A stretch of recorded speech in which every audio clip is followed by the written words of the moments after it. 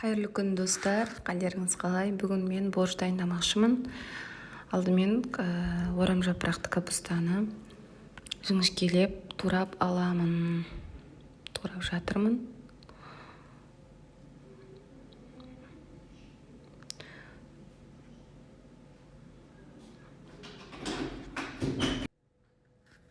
Капустаны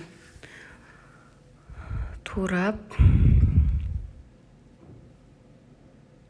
болып қалды мінеке. Енді керекті көкөністерімді дайындап қойдым турап. Мына жерде картоп, перец, сәбіз бар.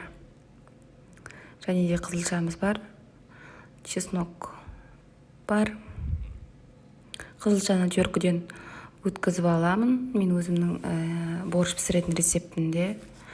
Және де бәрі дайын болған мезгілде свекло мен чеснокты саламын. Мінекей көкөністер дайын. Енді пісіп тұрған сорпаға, еті пісіп тұрған сорпама сала берем. Көкөністерді араластырып алайын. Біртіндеп сала бастаймын.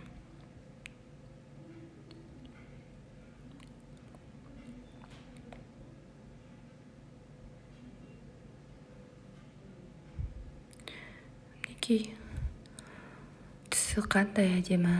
Енді араластырып сорпамды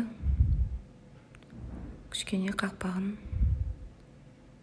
жауып қоямын піскенше. Мінекей борщымыз дайын.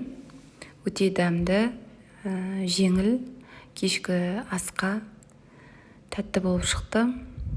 Сіздер де осылай пісіріп көрулеріңізге болады. Каналға жазылып, коммент қалдырыңыздар.